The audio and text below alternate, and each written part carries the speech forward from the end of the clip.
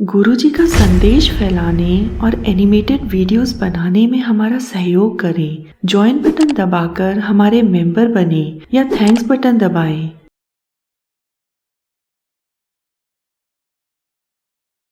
श्री गुरु नानक देव जी ने दृढ़ निश्चय कर संगत को दूर दूर संदेश भेजे कि वह अपने उत्तराधिकारी की विधिवत घोषणा करने जा रहे हैं, अतः सभी लोग निश्चित समय पर उपस्थित हों। निश्चित समय पर सभी तरफ से संगत इकट्ठी होने पर गुरुजी ने भाई लहणा जी को अपने निजी आसन यानी गुरु आसन पर बैठाकर 5 बार परिक्रमा की और 5 पैसे नारियल भेंट किया और बाबा बुड्ढा जी ने उनके माथे पर केसर का तिलक लगाया।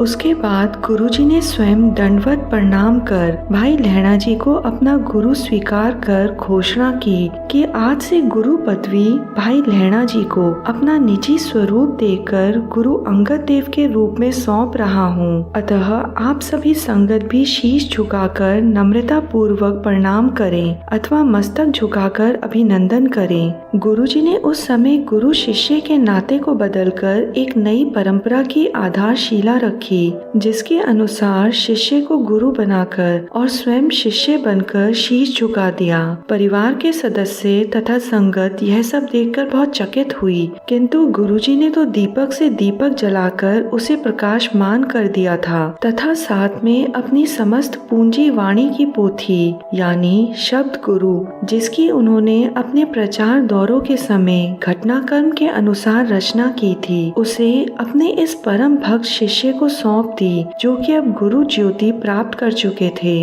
गुरुजी ने आदेश दिया, आज से मेरे स्थान पर अंगद देव जी गुरु कहलवाए जाएंगे।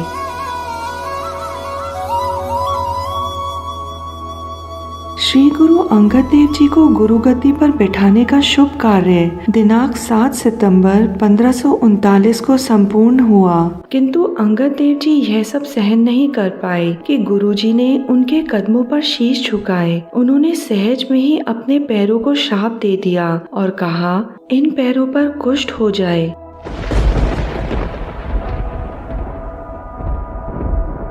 किंतु गुरुजी ने उन्हें शांत किया और कहा, प्रभु की यही इच्छा है, अतः ऐसा होना ही था, क्योंकि आपकी सेवा भक्ति रंग लाई है। परंतु अंगद देव जी का वचन पूरा हुआ, उनके अपने पांव पर कुष्ठ रोग हो गया। यह देखकर गुरु नानक देव जी ने अपने हाथों से उनके चरण धो डाले और कहा, इस कुष्ठ का रोग चिन्ह मात्र तो रहेगा ही, क्योंकि भक्त का वचन अटल होता है। इस प्रकार गुरु अंगद देव जी के चरणों की एक उंगली पर जीवन भर कुष्ठ बना रहा। गुरुजी के अपने दोनों साहबजादों ने उनके आदेश अनुसार अंगद देव जी को गुरु मानकर शीश झुकाना स्वीकार न किया, जिस कारण गुरुजी उनसे रुष्ट हो गए। गुरुजी ने महसूस किया कि अंगद देव जी के वहां रहने पर दोनों भाई उनसे ईर्ष्या करेंगे, अतः उन्होंने अंगद देव जी को बुलाकर उनको वापस खडूर नगर जाने का आदेश दिया और कहा, वहीं रहकर गुरु पदवी धारण कर गुरुमति का प्रचार आरंभ करो।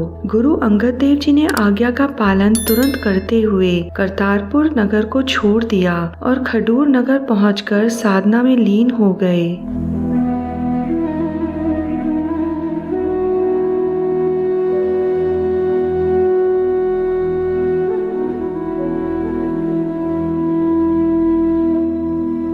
श्री गुरु नानक देव जी ने श्री गुरु अंगद देव जी को गुरु पदवी सौंपकर उनको विदा किया। उसके उपरांत उन्होंने आसन लगाकर संगत को कृतार्थ करना त्याग दिया। जो भी उनके दर्शनों को आता, गुरुजी उन्हें खडूर नगर जाने के लिए प्रोत्साहित करते। इस प्रकार कुछ दिन व्यतीत हो गए। एक दिन गुरुजी ने समस्त संगत तथा निकटवर्तियों को संदेश भेजा कि इस नश्वर शरीर को त्याग कर वह निज धाम को प्रस्थान करने जा रहे हैं। आप सबसे अब अंतिम विदाई लेनी है, इसलिए आप सब समय अनुसार दर्शन देकर कृतार्थ करें। इस संदेश को प्राप्त करते ही सभी लोग गुरुजी से मिलने आए, परंतु उनसे रूठे हुए उनके दोनों पुत्र नहीं आए। इस पर उन्होंने एक बार उनको विशेष रूप से संदेश भेजा कि उन दोनों को पिताजी याद कर रहे हैं और उनका कहना है, यदि आप दोनों ना आए तो भी वह शरीर त्याग देंगे। किंतु श्रीचंद तथा लक्ष्मीदास ने इस बात को भी पिताजी का विनोद ही समझा, क्योंकि वह जानते थे कि गुरुजी का स्वास्थ्य बिल्कुल ठीक होगा, इसलिए वह नहीं आए। गुरुजी ने सभी को प्रभु लीला में प्रसन्न रहने का आदेश दिया और कहा, धैर्य ही सबसे बड़ी शक्ति है। और अपने पुत्रों की प्रतीक्षा किए बिना ही आपकी चादर तानकर सो गए। गुरुजी के सचखंड प्रस्थान का समाचार जब बाबा श्रीचंद और बाबा लक्ष्मीदास जी को मिला तो वे जल्दी से आए और गुरुजी के समक्ष प्रार्थना करने लगे कि उनसे भूल हुई है, उनको क्षमा करें तथा कम से कम 2 घड़ी के लिए दर्शन देकर कृतार्थ करें। साहबजादों की ऐसी प्रार्थना सुनते ही गुरुजी पुनः उठ बैठे और उनसे विचार विमर्श करने लगे। बाबा लक्ष्मीदास जी ने मुख्य बात पूछी। गुरुदेव के रहते सिक्खी सेवकी बहुत चलती थी। सिक्खी का कार्यभार तो अब अंगद जी को सौंप दिया है, ऐसे में उनका क्या होगा? श्री गुरु नानक देव जी ने उत्तर में कहा, आप किसी बात की चिंता न करें। यदि आप लोग प्रभु चिंतन में लीन रहोगे तो किसी प्रकार की कोई कमी नहीं रहेगी। इस मुलाकात के पश्चात गुरुजी फिर चादर तानकर सो गए। जब फिर से जांचा गया तो गुरुजी इस बार शरीर का त्याग कर चुके थे।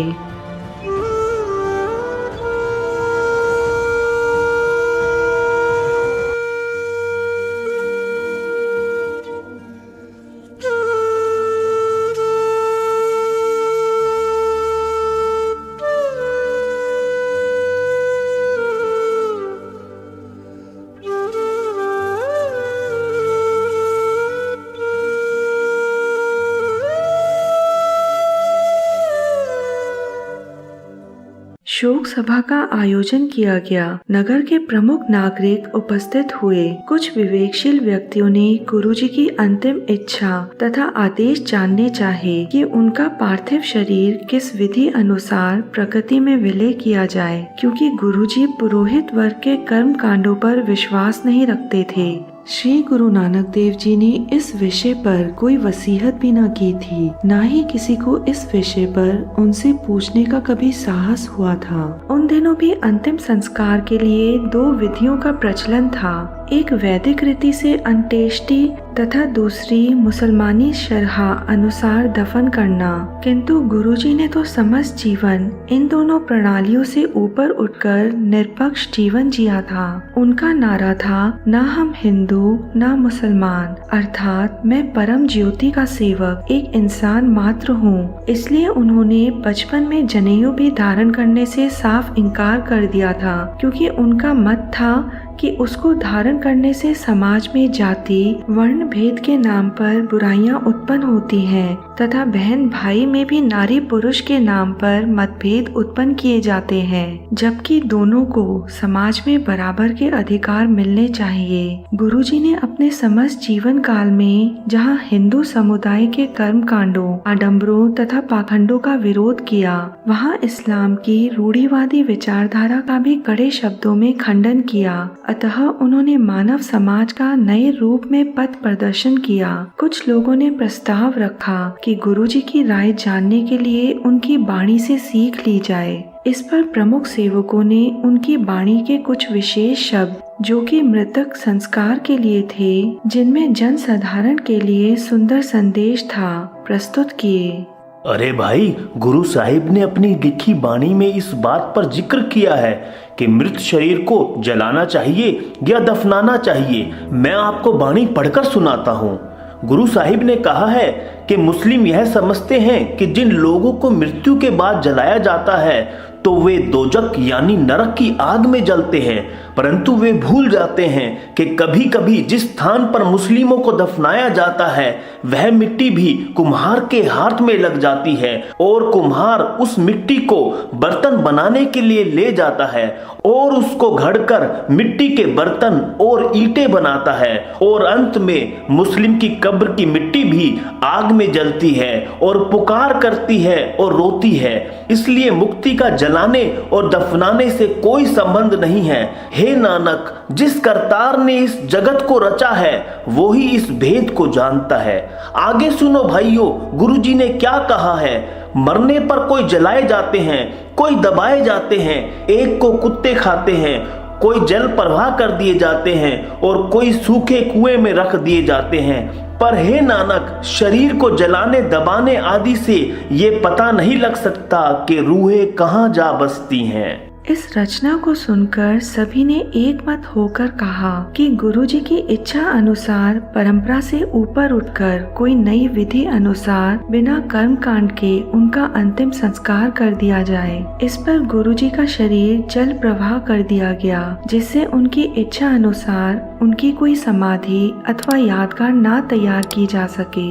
गुरुजी बनारस में जब कबीर पंथियों से मिले थे तो गुरुजी ने उनकी वाणी को अपनी पोथी में संकलित कर लिया था, जो कि उनकी अपनी विचारधारा के अनुरूप थी, जिसका एक शब्द इस प्रकार है। हिंदू लोग मूर्तियों की पूजा कर कर के दुखी हो रहे हैं। मुसलमान खुदा को मक्के में समझ के उधर सजदे किए जा रहे हैं। हिंदुओं ने अपने मुर्दे जला दिए और मुसलमानों ने दबा दिए। इसी बात पर झगड़ते रहे कि सच्चा कौन है। हे प्रभु, तू कैसा है? यह बात दोनों पक्षों के समझ में न आई। हम आपको यह बता दें कि श्री गुरु नानक देव जी की मृत्यु अथवा शरीर छोड़ने के बाद क्या क्या हुआ, उस पर बहुत से ज्ञानी लोगों में मतभेद है। कोई कहता है कि हिंदू मुस्लिमों में झगड़ा इस बात पर हुआ कि उनकी देह कौन जलाएगा या दफनाएगा, हिंदू या मुस्लिम, और अंत में गुरुजी का पार्थिव शरीर फूल बन गया। तो कोई कहता है जब उनका भरा पूरा परिवार था तो बाहरी लोग इस बात पर क्यों लड़ेंगे कि उनकी क्रिया कैसे होगी, परंतु गुरुजी की अंत्येष्टि कैसे हुई होगी, जो हमने इस घटना के माध्यम से बताई है और जिसे सरदार जसबीर सिंह जी ने लिखा है और बताया है, वह हमें सबसे ज्यादा सार्थक लगता है। आपका इस विषय पर क्या विचार है, कमेंट बॉक्स में अवश्य लिखें। भाई लहणा जी गुरु अंगद रूप धारण कर दूसरे गुरु नानक बन गए।